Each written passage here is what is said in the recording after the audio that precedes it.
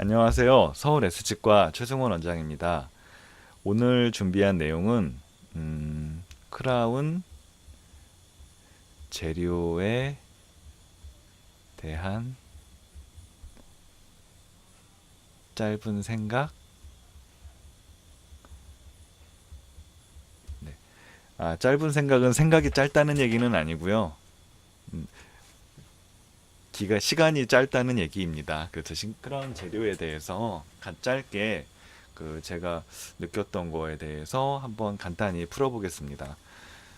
이제 진료하다가 찍어 어젠가 그젠가 진료하면서 찍었던 사진인데요. 보시면 이제 얘는 메탈 크라운입니다. 메탈 크라운. 재료가 이제 크라운 재료는 뭐 저는 이제 개인적으로는 크라운의 재료에 대해서는 크게 뭐 크라운을 메탈로 했을 때 혹은 금으로 했을 때 지르코니아로 했을 때 뭐 이맥스로 했을 때 메탈 세라믹으로 했을 때 뭐 각각에 대해서 뭐 어떤 재료를 쓰냐에 따라서 크라운의 수명이 크게 차이가 있다라고는 생각하지는 않습니다.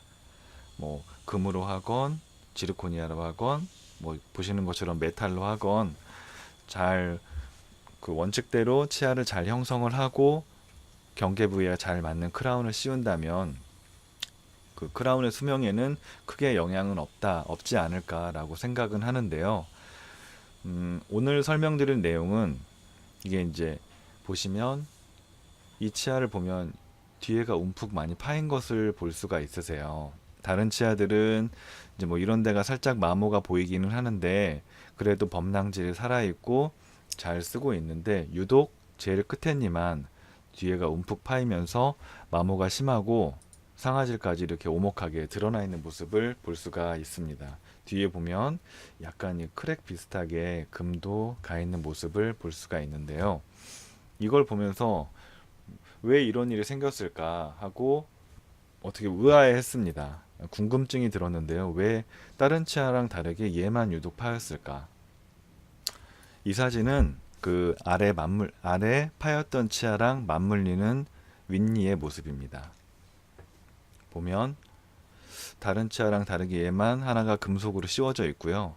이 메탈로 씌워져 있는 치아가 아까 좀 전 사진에서 보신 아랫니랑 맞물리는 상태였습니다. 이걸 보면서 그러면은 가장 의심이 되는 게 이거잖아요. 참고로 이 메탈 크라운은 자연 치아보다 굉장히 단단해요. 그래서 뭐 자연 치아랑 자연 치아 이거랑 메탈 크라운을 같이 대고선 계속 마찰을 한다면 문댄다면 아마 메탈 크라운은 거의 닳지가 않고 자연 치아가 마모가 굉장히 많이 될 거예요. 게다가 자연 치아는 구조가 겉에 범랑질이 있고 속에 상아질이 있잖아요. 근데 범랑질은 그래도 비교적 단단한데 범랑질이 대략 한 1mm에서 뭐 두꺼운 부위는 1.5mm가 될 수도 있는데 그 정도 되는 범랑질이 일단 마모가 끝나고 나면 이제 약한 상아질이 나오게 돼요. 상아질이 일단 드러나면 마모의 속도가 훨씬 빨라지기 때문에 아까 좀 전 이 사진에서 보셨던 아래가 이렇게 마모되는 경우가 생기지 않았나 그렇게 의심이 됩니다.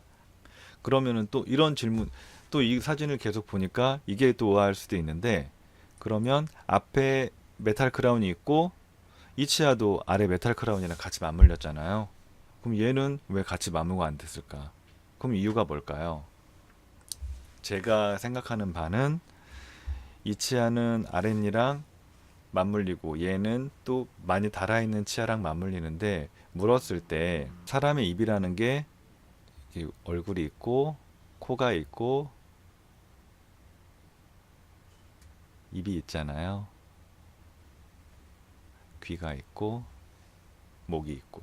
그러면 제가 이제 그림을 이렇게 그렸는데 실제로는 이제 턱관절이 귀 앞에 턱관절이 있고 아래 턱이 있는데 물릴 때 마치 캐스터네츠처럼 이런 식으로 이제 입이 좀 극단적으로 표현하면 캐스터네츠처럼 이렇게 입이 다 물리잖아요. 그래서 물었을 때 제일 끝에 어금니 쪽이 힘을 좀 많이 받는 받습니다, 실제로.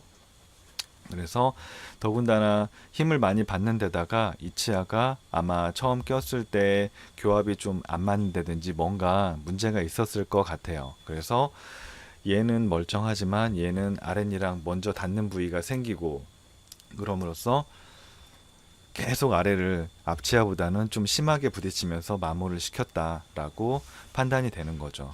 이건 같은 분의 반대쪽 사진입니다. 보시면 여기도 치아들이 이렇게 있는데 주로 유독 끝에 치아만 여기가 이렇게 많이 달아있는 모습을 확인을 하실 수가 있어요. 이 사진은 맞물리는 아랫니인데요. 좀 전 사진이랑 여기도 제일 끝에 니가 여기만 좀 노랗게 상아질이 드러나면서 마모가 됐어요. 이걸 보니까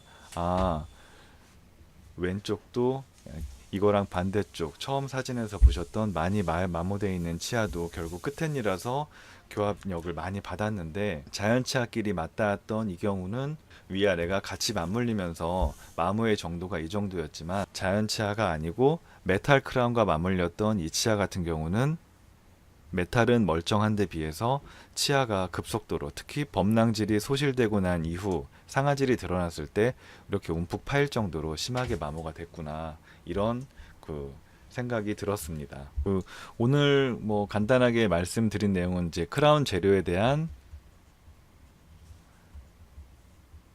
에 관한 뭐 짧은 생각이라고 처음에 말씀을 드렸었는데요. 내용은 이제 메탈 크라운 같은 경우에 아무래도 너무 단단하다 보니까 자연치아랑 맞붙였을 때 적절한 교합이 형성되지 않았다면, 위아래 맞물리는 게 그냥 물었을 때 왔다 갔다 갈 때 적절하게 서로 다른 치아랑 비슷하게 균형을 맞추면서 물리는 그런 교합이 형성되지 않았다면 비정상적으로 자연치아가 심하게 마모가 된다라는 내용에 대해서 이제 제 생각을 말씀을 드렸고요.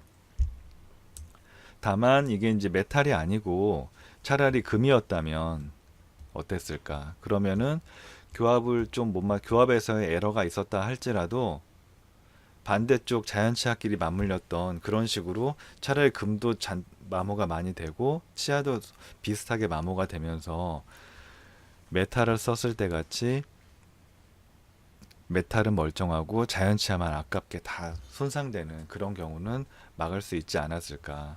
그래서 이제 장기적으로 봤을 때는 그러니까 처음에 제가 말씀드릴 때 마진을 잘 맞추고 치아 경계 부위를 잘 맞추고 잘 맞는 크라운을 씌운다면 그 재료가 메탈이 됐건 골드가 됐건 뭐 지르코니아가 됐건 이맥스가 됐건 예후에는 크게 지장이 없지 않을까라고 말씀을 드렸는데, 크라운에서 이를 다듬어 가지고 이제 크라운 이렇게 씌우잖아요, 모자 씌우듯이. 크라운에 가져야 될 요건은 잘 맞는 경계부, 안에 내면도 치아랑 딱 틈 없이 맞아야 될 거고요. 적합도가 일단 좋아야 되겠고, 겉의 형태도 음식물의 흐름을 방해하지 않고 치주 조직에 염증을 유발하지 않는 원래 자연치아 형태, 흡사한 형태를 이루어야 되고, 여기까지가 이제 크라운이 갖춰야 될 요건이라면, 마지막으로 씹는 면 쪽에 이 교합면도 주변 치아랑 비슷하게 잘 조화롭게 맞춰야 된다. 이게 이제 크라운이 갖춰야 될 요건일 거잖아요. 근데 특히나 단단한 재료의 크라운일 때는 단단한 재료를 쓴 크라운, 메탈이나 골드가 아닌 지르코니아도 단단한 편이니까요. 이런 단단한 크라운을 썼을 때는 특히나 여기 교합면 쪽을 더 신경을 써야, 이게 처음 치료했을 때는 모르지만 10년, 15년이 지나면서 이제 서서히 씹고 마모가 일어나고 할 때는, 장기적으로 봤을 때는 이 교합을 잘 맞춰주지 않는다면 메탈은 어떤 일이 생기는지 이제 사진으로 충분히 보셨을 거다라고 생각이 듭니다. 역으로 생각하면 교합을 정확하게 맞춘다는 건 또 그만큼 어려워요. 그래서 차라리 치아랑 비슷한 마모도를 갖고 있는 골드를 예전에 많이 선호하지 않았었나, 그런 생각을 합니다. 뭐 지르코니아나 요즘 많이 쓰는 이맥스나 이런 재료들도 뭐 치아랑 마모도가 얼추 이제 비슷하게 가고 있으니까 뭐 골드 같이 교환면 쪽에서 골드 같이 막 마모가 확 되고 이런 재료는 아니지만 그래도 메탈보다는 좀 쓰기는 나은 재료 같아요. 그래서 오늘은 뭐 이런 식으로 그 메탈과 골드 재료에 대해서 말씀을 드렸고요. 시청해 주셔서 감사드리고 다음에도 좋은 내용으로 찾아뵙겠습니다. 감사합니다.